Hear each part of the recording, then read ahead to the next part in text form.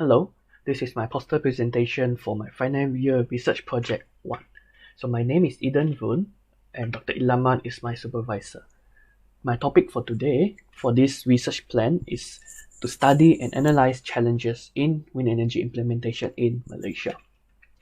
So wind energy or wind is found throughout the world because of fluctuation in atmospheric pressure. So because of this, it is an unlimited energy source.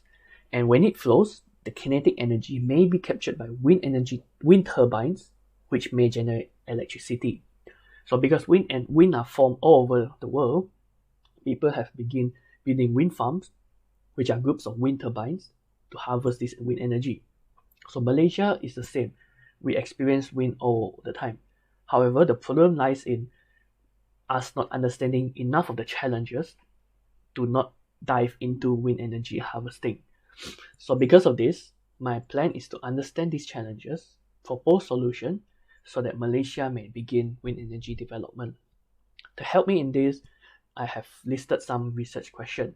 In the introduction, we will understand what is renewable energy, wind turbine, and then what are the studies done.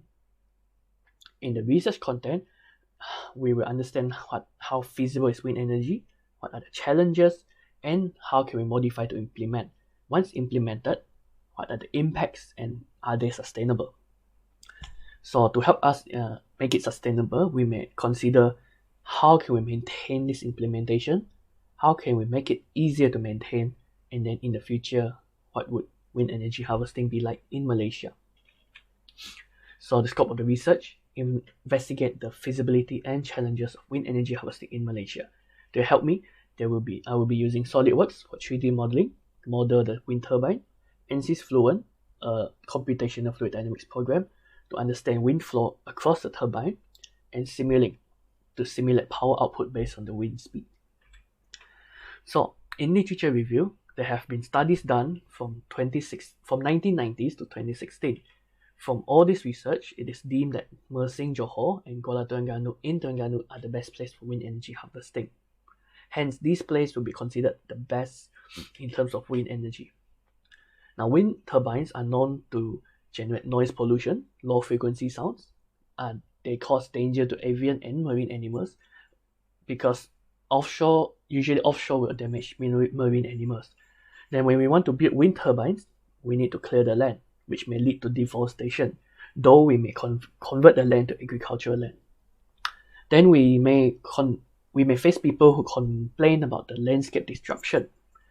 So if you look at this formula, we may see that power in wind is half rho AV cube.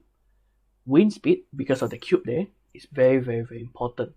Though it can be very big, but it may be harder to maintain if it's too big.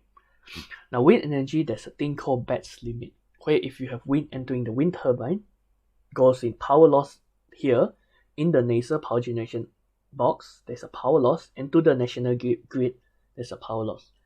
Because of this, the maximum efficiency is usually around 59.3. Though research has been done to overcome this, there are no proven methods yet.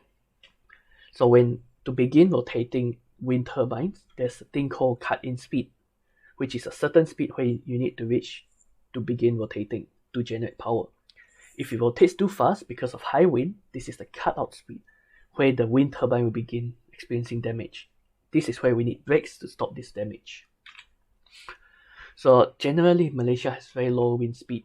That is why they build more hydro, biomass, and solar development. Right? On average, not just Johor and Terengganu, on average, Malaysia has about 4.1 meter per second wind speed, which is generally quite low on the Beaufort scale. Now, we have two kinds of wind turbine, the horizontal axis and the vertical axis. These two will be investigated to determine if either one can be implemented in Malaysia to overcome this low speed in low torque wind. So methodology, there are four methodology. First one will be understanding wind. So sources such as Malaysian Meteorological Department, Global Wind Atlas will have their data collected. Then a master list of challenges will be built, and then we have to validate these challenges exist in Malaysia. Then building a wind turbine model to try simulate this. Right? With this model, we may use CFD to understand how wind flow through it, and then we may also use Simulink to predict the power output or using the wind speed. So next, what will I be doing next? Number one, obtaining more data. Obtaining. This is very important for understanding the CFD and the power output. Then, because we have master list a challenge, we need to validate that these challenges are present in Malaysia. And then because I'm new to all this software, I need to understand what is ANSYS Fluent, and then I need to understand what is MATLAB Simulink. SolidWorks was taught in my third year, so that one is quite alright. These two are new, though it should be learnable in time, just enough for me to do my research plan and to conduct this research. So that is all for my poster presentation. Thank you very much and have a good day.